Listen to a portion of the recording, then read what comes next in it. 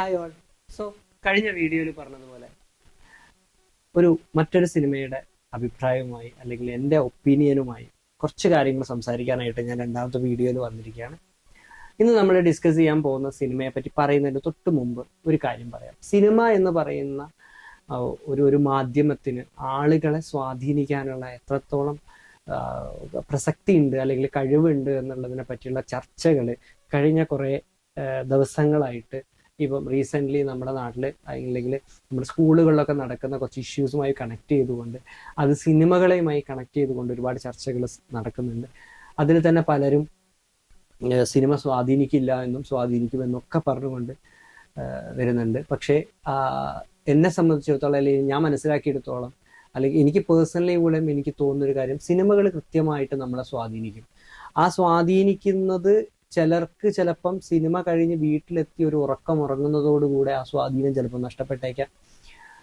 Even നമ്മളൊരു motivation class ഒക്കെ കേൾക്കുന്ന പോലെ ചിലർക്ക് ആ മോട്ടിവേഷൻ ക്ലാസ് കേട്ടിട്ട് അല്ലെങ്കിൽ ഒരു മോട്ടിവേഷൻ ബുക്ക് വായിച്ചിട്ട് ഒരാൾ തിരിച്ചു വരുമ്പോൾ അയാൾക്ക് ചിലപ്പം ആ ഒരു ഫയർ, നമ്മൾ ഒരു സിനിമയിൽ ജഗതി പ്രതികാരം ചെയ്യാൻ പോകുന്നവരെ ഒന്ന് എഴുന്നേറ്റ് നിന്നിട്ട് എന്നാ പോട്ടെ പിന്നെ ചെയ്യാം എന്നുള്ള രീതിയിൽ ഇറങ്ങുന്നത് പോലെ വളരെ സഡൻലി ആ സാധനം കയറുകയും അത് ഇറങ്ങുകയും ചെയ്യുന്ന ആളുകൾ ഭൂരിഭാഗം ആളുകളും. പക്ഷെ ചില ആളുകൾക്ക് ചില കാര്യങ്ങൾ ഹോണ്ട് ചെയ്യുന്ന സമയത്ത് സ്വാഭാവികമായിട്ട് അത് അവരെ ഭാവിയിൽ അല്ലെങ്കിൽ അവർക്ക് പിന്നീടുള്ള ലൈഫിൽ അവരെ അത് റിഫ്ലക്റ്റ് ചെയ്യാറുണ്ട്. സോ സിനിമ സ്വാധീനിക്കില്ല എന്ന് പറയുന്നതിനോട് ഞാൻ യോജിക്കുന്നില്ല. സ്വാധീനിക്കുന്നതിൻ്റെ രീതിയിലും അളവിലും ഒക്കെ മാറ്റമുണ്ടാവും എന്ന് മാത്രം. സോ ഇത് പറയാൻ കാരണം, ഇന്ന് ഞാൻ സംസാരിക്കാൻ പോകുന്നത് അൻപോട് കൺമണി എന്ന് പറയുന്ന സിനിമയെ പറ്റിയാണ്. റീസെൻ്റ്ലി തിയേറ്ററിൽ വന്നു, ഇപ്പം അത് OTT റിലീസായിട്ടുണ്ട്. ഞാൻ തിയേറ്ററിൽ നിന്ന് കണ്ടിട്ടില്ല, OTT നിന്നായിരുന്നു കണ്ടത്. തിയേറ്ററിൽ നിന്ന് കാണാൻ പറ്റിയില്ല, കാണണമെന്ന് വിചാരിച്ചിട്ടുണ്ടായിരുന്നു. കാരണം വിചാരിക്കാനുള്ള ഒരു കാരണം, ഞങ്ങളുടെ നാട്ടുകാരനും സുഹൃത്തുമൊക്കെ ആയിട്ടുള്ള ശ്രീജിത്ത് കാഞ്ഞിലശ്ശേരി ആ സിനിമയിലുണ്ട് എന്നുള്ളത് നമുക്ക് ഒരുപാട് സന്തോഷമുള്ള കാര്യമായിരുന്നു.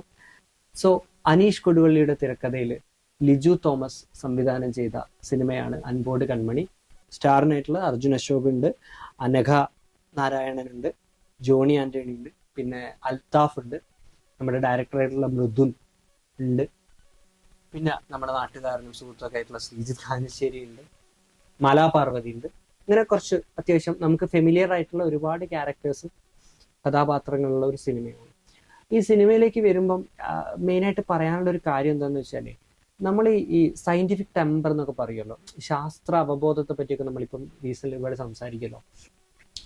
അപ്പം അത് സയന്റിഫിക് ടെമ്പറിൽ അല്ലെങ്കിൽ ശാസ്ത്രീയമായിട്ടുള്ള കാര്യങ്ങളിൽ അവബോധ കാരണം ഒരുപാട് പ്രശ്നങ്ങൾ അല്ലെങ്കിൽ ഒരുപാട് കാര്യങ്ങൾ നമ്മുടെ നാട്ടിൽ നടക്കുന്നുണ്ട്. അശാസ്ത്രീയമായ ഒരുപാട് ചികിത്സാ രീതികൾ അല്ലെങ്കിൽ അശാസ്ത്രീയമായ കാര്യങ്ങൾ നമ്മൾ പല കാര്യങ്ങൾക്കും ഈ ലൈക്ക് ഓരോരുത്തരുടെ ഇപ്പം ദൈവവിശ്വാസം എന്നൊക്കെ പറയുന്നത് ഓരോരുത്തരുടെ പേഴ്സണൽ ആയിട്ടുള്ള കാര്യമാണ്. നമ്മൾ അതിലൊന്നും ഇടപെടാനോ ഒന്നും ആളല്ല, അല്ലെങ്കിൽ നമ്മൾ അതിന് വരാറുമില്ല, ചെയ്യുകയില്ല. നമ്മൾ ഒരിക്കലും ചെയ്യരുത് അല്ലെങ്കിൽ മറ്റൊരാളുടെ വിശ്വാസത്തിലോ നമ്മൾ കടന്നു കയറരുത് വിശ്വസിക്കുന്ന ഒരാൾ തന്നെയാണ് ഞാൻ. പക്ഷെ നമ്മുടെ നാട്ടിൽ ഈ അശാസ്ത്രീയമായ കാര്യങ്ങളെ പ്രൊമോട്ട് ചെയ്യപ്പെടുന്നത് സംഭവിക്കുമ്പോൾ നമ്മൾ സ്വാഭാവികമായിട്ടും നമ്മൾ കുറച്ച് കാര്യങ്ങൾ നമ്മൾ ഇടപെടേണ്ടതുണ്ട്.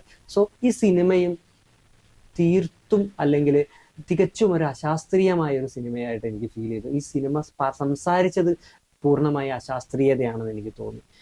ഈ സിനിമയുടെ ഒരു പ്ലോട്ട് എന്ന് പറയുന്നത്, ന്യൂലി മാരീഡ് ആയിട്ടുള്ള ഒരു കപ്പിൾ.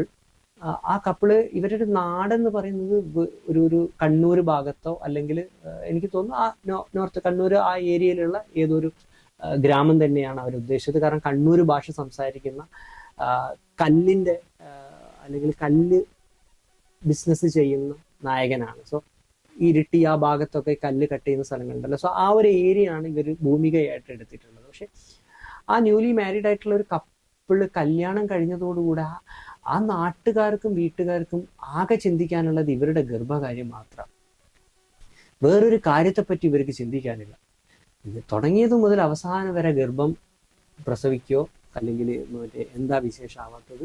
ഈ ഒരു നമ്മുടെ യൂഷ്വലി നാട്ടിലൊക്കെ സാധാരണ ഇവിടെ കോമൺലി ഒക്കെ നമ്മൾ കാണുന്ന ഒരു പരിപാടിയൊക്കെ തന്നെയാണ് ഈ വിശേഷമായില്ലേ എന്നൊക്കെ ചോദിച്ചുകൊണ്ട് ആളുകൾക്ക് ഉണ്ടാവുന്ന ടോർച്ചറും കാര്യങ്ങളൊക്കെ. സോ ഇത് ഒരു കംപ്ലീറ്റ്ലി ഇത് മാത്രം സംസാരിക്കുന്ന ഒരു നാട്, ഇത് മാത്രം സംസാരിക്കാനായിട്ട് വായി തുറക്കുന്ന കുറെ നാട്ടുകാർ നമുക്ക് ഭയങ്കര ഇറിറ്റേറ്റഡ്. അല്ലെങ്കിൽ ഒരു ലൈഫിൽ ഒരാളുടെ മോട്ടോ എന്താ, കല്യാണം കഴിഞ്ഞാൽ കല്യാണം കഴിക്കുന്നത് അല്ലെങ്കിൽ കല്യാണം കഴിഞ്ഞ ഉടനെ നമ്മളൊരു ഒരു ഒരു ഒരു ലീനിയർ ആയിട്ടൊരു പരിപാടി സെറ്റ് ചെയ്ത് വെച്ചിട്ടുണ്ട് നമ്മുടെ ലൈഫിൽ. ഇവിടെ ആളുകൾ മറ്റേ ജനിക്കുക, അല്ലെങ്കിൽ മറ്റേ ഈ പറഞ്ഞ ബർത്ത്ഡേ നടത്തുക, അല്ലെങ്കിൽ പാലുകുടി നടത്തുക, അത് കഴിഞ്ഞ് കഴിഞ്ഞാൽ മറ്റേ പഠിക്കുക, പഠിച്ചു കഴിഞ്ഞാൽ പിന്നെ ജോലി വാങ്ങുക, ജോലി കഴിഞ്ഞാൽ പിന്നെ കല്യാണം കഴിക്കുക, കല്യാണം കഴിഞ്ഞാൽ കുട്ടി ഉണ്ടാവുക, പിന്നെ സീസൺ 2. ഈ ഒരു പരിപാടി എന്നൊക്കെ ആളുകൾ കുറേയൊക്കെ മാറി ചിന്തിച്ചു തുടങ്ങുന്ന ഒരു കാലത്ത് ഈ സിനിമ എന്താശയാണ് മുന്നോട്ട് വെക്കുന്നത്? കാരണം കല്യാണം കഴിഞ്ഞ് ഒരു വർഷം കഴിയുമ്പോഴത്തേക്ക് കുട്ടി ഉണ്ടാവാകുമ്പോഴത്തേക്ക് അവരെ സംബന്ധിച്ചിടത്തോളം സത്യത്തിൽ ബേസിക്കലി അവര് സത്യത്തിൽ അതിനെപ്പറ്റി ചിന്തിച്ചു തുടങ്ങില്ല. പക്ഷെ നാട്ടുകാർ മൊത്തത്തിൽ ഇതിനെ എന്താ പറയുക, സ്ക്രൂ കയറ്റി അല്ലെങ്കിൽ ഇറിറ്റേറ്റ് ചെയ്തുകൊണ്ട് ഒരു പരിപാടി ഇതിൻ്റെ അകത്ത് കൊടുക്കുന്നത്. പക്ഷെ എന്നിട്ട് ആ സിനിമ പറഞ്ഞു വെക്കുന്ന ഒരു പരിപാടി എൻഡിലേക്ക് പോകുന്നുള്ള ഒരു പരിപാടിയിലേക്ക് പോകുമ്പോഴത്തേക്ക് ഒരു ഒരു ഒരു ഒരു എന്താ പറയുക, കുട്ടി ഉണ്ടാവുക അല്ലെങ്കിൽ പ്രസവിക്കുക എന്നുള്ളതാണ് എന്തോ, അല്ലെങ്കിൽ ഒരാളെ സംബന്ധിച്ചിടത്തോളം ഏറ്റവും വലിയ കാര്യം അതാണെന്നും, അല്ലെങ്കിൽ ഒരു അപ്പം ജനിക്കുന്ന ഒരു കുട്ടിയെ നേഴ്സിന്റെ കയ്യിൽ നിന്ന് വാങ്ങുന്നതാണ് ലോകത്തിൽ ഭൂമിയിൽ വെച്ച് ഏറ്റവും വലിയ കാര്യം എന്നൊക്കെ പറഞ്ഞു വെക്കുന്ന പോലത്തെ കുറച്ച് ഭയങ്കര ചൈൽഡിഷ് ആയിട്ടുള്ള ഒരു പരിപാടിയായിട്ട് എനിക്ക് ഫീൽ ചെയ്തു. പിന്നെ ഇതിൻ്റെ അകത്ത് മെയിൻ ആയിട്ട് പറയാനുള്ളത് ഇതിന്റെ അശാസ്ത്രീയമായിട്ടുള്ള കാര്യങ്ങളാണ്. 2 പോയിന്റാണ് ഇതിൻ്റെ അകത്ത് പറയാനുള്ളത്. ഒന്ന്, ഇവരെ നാടെന്ന് പറയുന്നത് ഇന്നത്തെ കാലമാണ് കാണിച്ചിരിക്കുന്നത്. ഇന്നത്തെ കാലത്ത് അവർക്ക് ചിക്കൻ ബോക്സ് വരുന്നു, അല്ലെങ്കിൽ നമുക്ക് ഇൻഫെർട്ടിലിറ്റി എന്ന് പറയുന്ന ഒരു വിഷയം, ഈ വിഷയത്തിൽ ഇവര് സമീപിക്കുന്നത് ഒരു ഹോമിയോ ഡോക്ടറെയാണ്. എന്നിട്ട് അതിൻ്റെ അകത്ത് പറയുന്നുണ്ട്, മറ്റേ ഹോമിയോ ഡോക്ടറെ അടുത്ത് പോയിട്ട് അവർ തിരിച്ചു വന്നിട്ട് അവര് മറ്റേ എന്താ പറയാ, കുട്ടിയില്ലാതാവുന്ന ഒരു സിറ്റുവേഷനിൽ ഒരു പോയിന്റിൽ അവർ മറ്റേ വഴിപാടും ജ്യോത്സ്യന്റെ അടുത്തേക്കൊക്കെ പോകുന്ന ഒരു പോയിന്റ്, ശാസ്ത്രം തോറ്റെടുത്ത് ജ്യോതിഷം ജയിക്കുമോ അല്ലെങ്കിൽ വിശ്വാസം ജയിക്കുമോ എന്ന് നോക്കാം എന്നുള്ള രീതിയിലൊക്കെ ഒരു ഡയലോഗൊക്കെ വരുന്നുണ്ട്.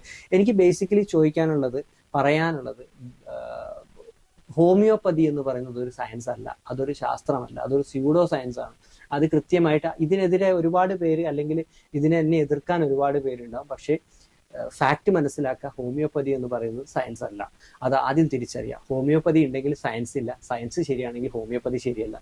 ഇത് കൃത്യമായിട്ട് പലർക്കും അറിയാവുന്ന കാര്യമാണ്. അറിഞ്ഞിട്ടും അറിയില്ല എന്നടിക്കുന്ന ഒരുപാട് പേരുണ്ട്. സോ ഈ സിനിമയിൽ ഇൻഫെർട്ടിലിറ്റിക്ക് വേണ്ടിയിട്ട് അവർ കാണിക്കുന്നത് ഹോമിയോ ഡോക്ടറെയാണ്. ഹോമിയോ ഡോക്ടറെ കാണിച്ചിട്ടാണ് ഇവർക്ക് പ്രഗ്നന്റ് ആവുന്നത്.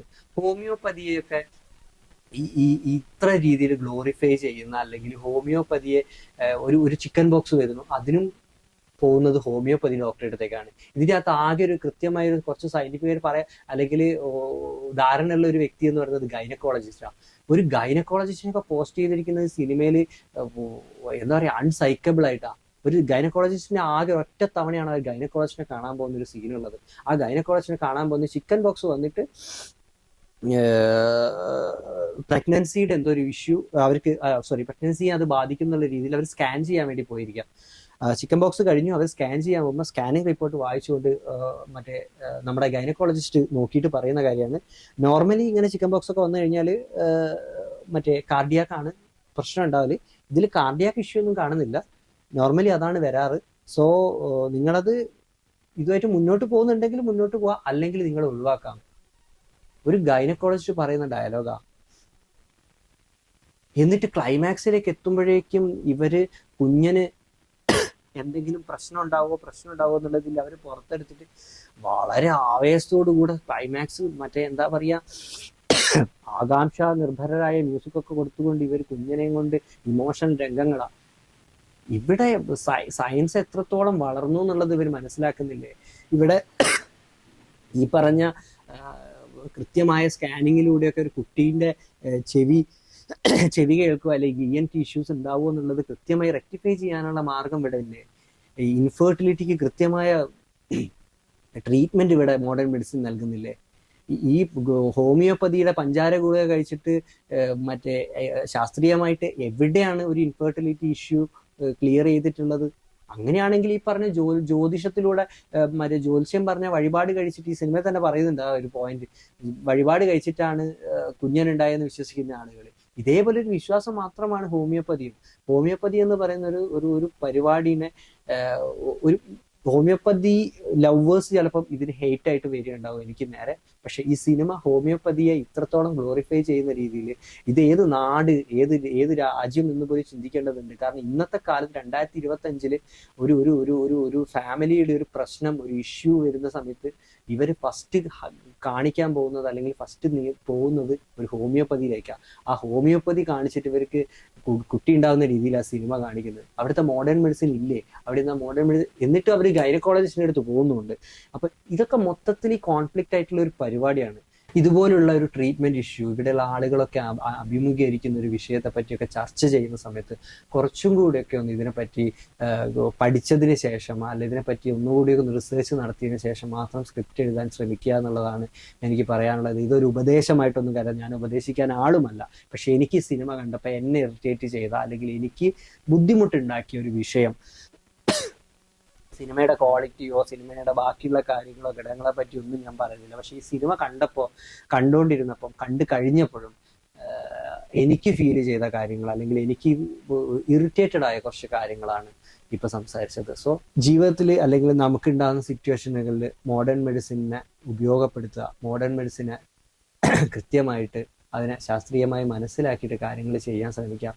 അതുകൊണ്ട് തന്നെയാണ് പണ്ട് ജവഹർലാൽ നെഹ്റു ഇവിടുന്ന് പറഞ്ഞിട്ടുണ്ട്, ശാസ്ത്ര പഠിക്കുകയല്ല, ശാസ്ത്രീയ ബോധമാണ്, ശാസ്ത്ര അവബോധമാണ്, സയന്റിഫിക് ടെമ്പറാണ് ഇവിടെ ആവശ്യം. So by.